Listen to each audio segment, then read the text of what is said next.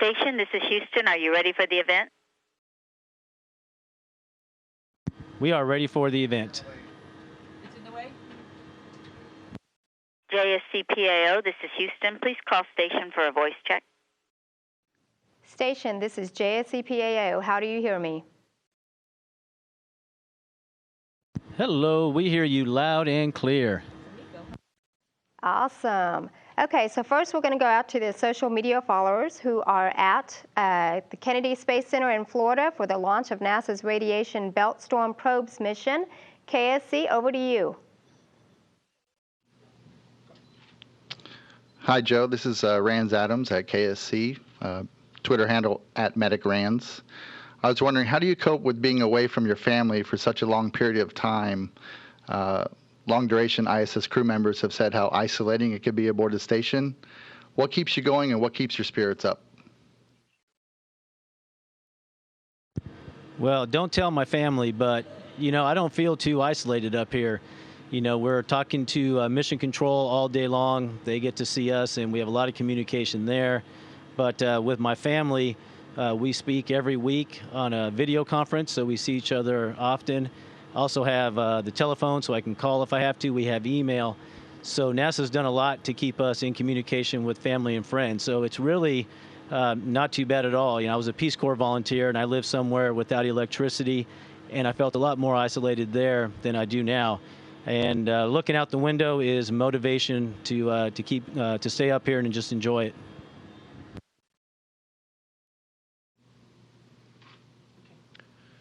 This is Dave Higgins, at Dave Higgins1, Twitter handle. This question's for Suni. Are night launches visible from the ISS? And will the ISS be in a position to look for the Friday launch of the Radiation Belt Storms probe? Well, launches are visible, but you have to be at the right place at the right time because, we're going pretty fast to 17,500 miles an hour or so, and so we zip past places pretty quickly. We actually tried to look when Progress was launching out of Baikonur, and we saw the launch platform, but we didn't get to see a launch. Not exactly sure where we're going to be on Friday at that particular time, but if we're anywhere near Florida at night, we'll be keeping our eyes open because nighttime viewing from this space station, from the cupola, is just incredible, and you can really make out all sorts of cities and areas. So I'm sure if there's xenon lights lighting up the launch pad at the Cape, and we're anywhere nearby, we'll be able to see it. Buenas tardes, Joe. Pedro Vázquez de Kennedy Space Center, at Delicious Blur on Twitter. Joe, ¿qué clase de platos preparaba su mamá para usted cuando era un niño? Y estoy curioso si ha obtenido algún plato similar en la órbita. Adelante, Boricua. Well, muchísimas gracias. Por supuesto, la comida favorita es la comida puertorriqueña, arroz con pollo, el pollo guisado con tostones, y en la Navidad los pasteles, pero también mi mamá cocinó la comida americana y mexicana, pero sí, yo quiero regresar y comer esa comida otra vez. Y aquí tenemos como un pollo que se llama pollo fiesta, chicken fiesta, y es delicioso con una tortilla. Hi, this is Evie Marome, Space Girl Evie with a U. My question is for Suni, and I would like to know how much radiation does the ISS crew receive during an average 6 month period mission compared to that same amount of time on Earth? And what kind of protection do you have in the event of a solar storm or flare? I don't know all the exact numbers, but a fact that's thrown out there is it's about like 10 times the amount that we get on Earth per day. So it's a pretty high amount of radiation that we get while we're up here. However, we've got radiation covering around the space station. We wear dosimeters all the time. In fact, we have them for when we go out on spacewalks as well to see if we get any additional radiation through the spacesuit. And so it's monitored pretty well. All of the modules in the space station also have radiation monitors, and that information gets sent back down to the ground, and also our dosimeters when we come back home, and so they can get a good idea of exactly how much radiation we get. And yeah, we do get warnings if there is some type of solar activity or high radiation event. And if that's the case, then we'll go to a part of the station that's a little bit more sheltered and stuff to prevent us from getting too much radiation. Hi, this is Rena Warren, Rena W on Twitter. This question is for Joe. There are so many NASA-developed technologies that we use in everyday life. What, if anything, is in use on Earth that came from an experiment on the ISS or technology developed for the ISS? And in the end, what do you think will be the biggest benefit to mankind from the ISS program? Well, that's a great question. And yeah, over the years, NASA has developed all kinds of technologies that we use every day, and that continues today. Since we've been up here, Sonny just yesterday was working on a project with fire, which is always fun. And what they can get from that is we can learn the properties of fire, and they can improve the models that we use on the ground. So there's a lot that's happening, working with fluids and how they move in different types of tanks. So we're continuously improving that. And I would invite all of you to go to the NASA website, to the spin-offs section, and you can see everything that NASA has done, and I can guarantee you'll find something that you use that is a spin-off from NASA. And what we might find in the future, what's cool now is the ISS is a national lab. So what that means is that in the future, half the science we do will be proposed by scientists around the world, and the other half will be done by NASA scientists, so we can go out further past low Earth orbit. And what's cool about exploration is you don't know what you're going to find, and that's what I'm excited about. I think some cool things are going to happen here in the future.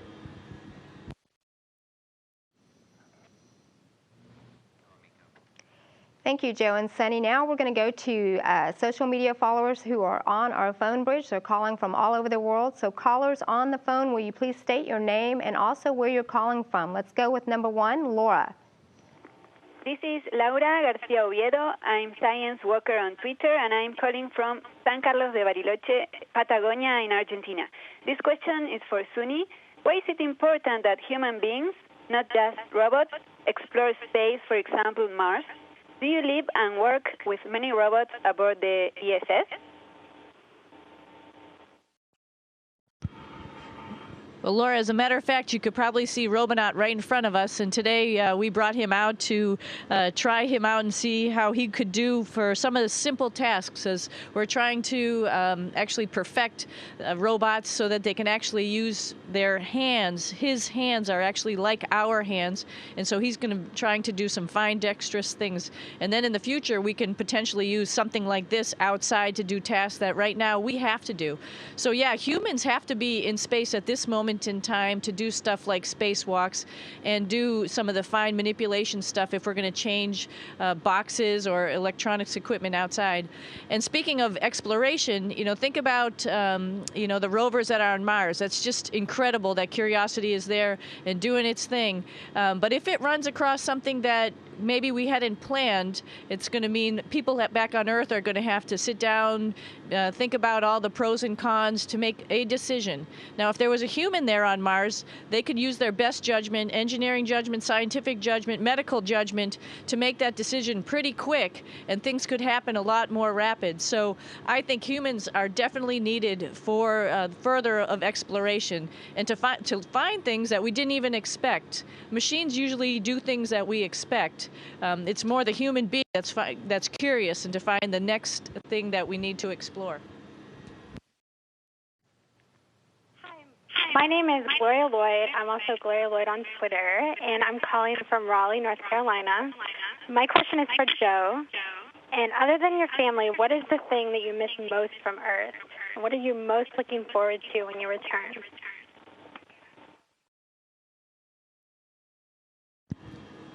Well, I think after being here for a little more than 3 months, and I have one more to go, the one thing that I miss and I'm looking forward to is actually the climate back on Earth. We live in this fairly sterile environment, which is very comfortable if you live in Houston this time of year. But I look forward to getting back and feeling that sun on my face, sitting by the pool, working on my tan a little bit. Just feeling the sun, feeling the wind, feeling the rain. Those are things that we miss up here. And I don't know, maybe a barbecue bacon cheeseburger with a vanilla shake would be good. Hi, this is Lindsay Newton calling from Liverpool in England, and my question's for Sunny. I know that you've got spiders on board at the moment, but what other creatures have made it onto the ISS? Yeah, you're absolutely right. We have 2 spiders in their habitats, and we've been watching them prey on the fruit flies. It's been pretty interesting. In the past, we've actually had some other spiders, and I think that was the first time I was able to answer a question that I got from a 5th grader about how do spiders make webs in space, and that's actually was a pretty interesting thing for us to watch real time here and earlier previously. They pretty much adapt. Other animals that we've had mice up here before, not too long ago. On the space station, I think those are all the animals we've had, but in the future we're going to have fish. Our other crewmate Aki Hoshide from JAXA from Japan has been getting the aquarium ready to go, and I think on by the end of the year we should have some fish up here to put in there and see how they work. Hi, my name is Aiden Callahan, and I'm calling from Boston, Massachusetts. My question is for Joe. Would having a permanent low Earth orbit station be feasible, and how could we make it happen? Yeah, I definitely think it's feasible, and you could almost look at the space station we're in now and call this a permanent structure. It's been here for the past almost 12 years, and we have agreements in place to keep it here until 2020. So we're looking at a 20-year period of having the space station. So I think we've proven that you can have a structure in low Earth orbit for a long period of time, and it may continue even longer. And what we really need to keep this one going or future stations in orbit is the support of the community. This is an international space station. It's not just one country, but when you get the whole Earth working together, it's amazing what we can do. And I wouldn't be surprised if a lot more people in the future are orbiting the Earth just like we are today. This is James Gomez at Gomez James. I'm calling from Aliso Viejo, California. Sunny, what's been the most memorable event so far of your current mission? I think probably, coming up here on a Russian spacecraft, the Soyuz, was pretty unique. Last time I flew up here was on a U.S. space shuttle, and that was just amazing. First time going to space, it's just awesome, and the rocket's huge, and it makes a lot of noise. But the Soyuz is something different, and in particular, working with our international partners, our Russian partners, and understanding and learning about the history of that program, and then coming here and docking to the International Space Station, that part has been really awesome. But parallel to that was when Joe and Aki grabbed HTV and docked that to the International Space Station. And I think you're getting the gist of what I'm saying is when anything new comes, it's always exciting.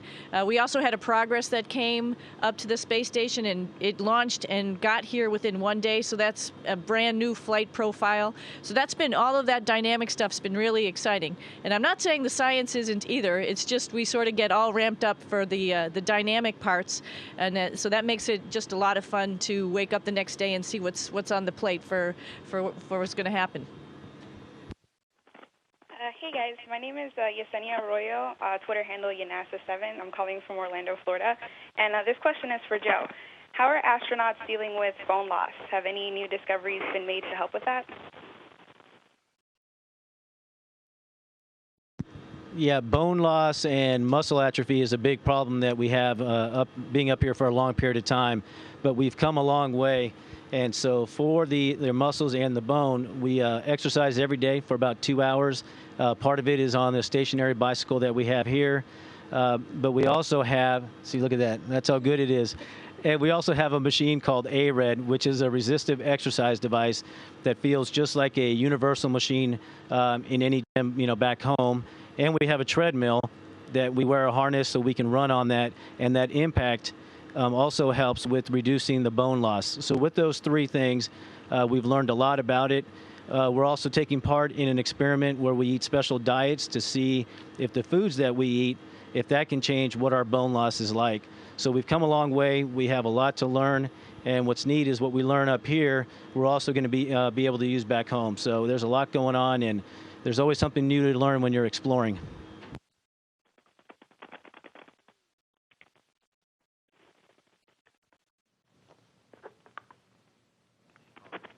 Next caller, Holly.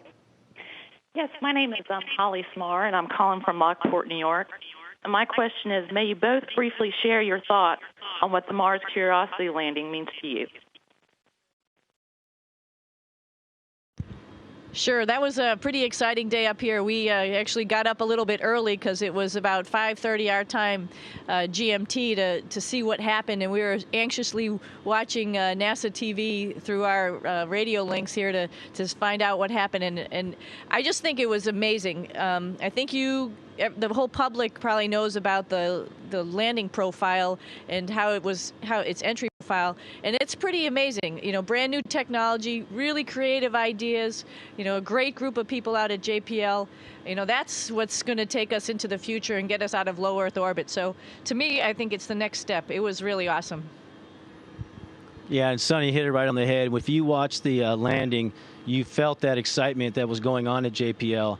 And so don't think that NASA isn't exciting and we're not doing a lot of neat things, because we are.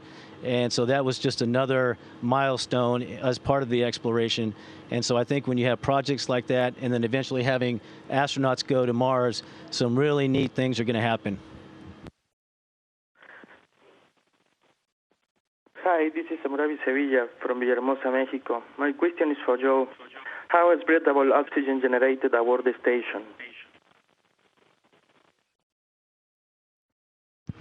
So basically the oxygen that we're generating, we have two systems, one on the U.S. side of it and the other one on the Russian segment. And they both work the same, where we're splitting water, and from that you have hydrogen and oxygen.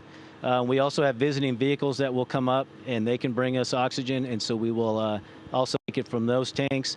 And in case we had some kind of a situation where we couldn't make our own, we have a couple of devices that we can go through a chemical reaction and produce oxygen. So we're in good shape, and with the way that we can recycle water now, it's almost as if we have an endless supply that we can generate. Hi, SUNY. My name is Andres Almeida. My Twitter name is Andres David. I'm calling from Washington, D.C. What other sorts of experiments are being conducted aboard the space station?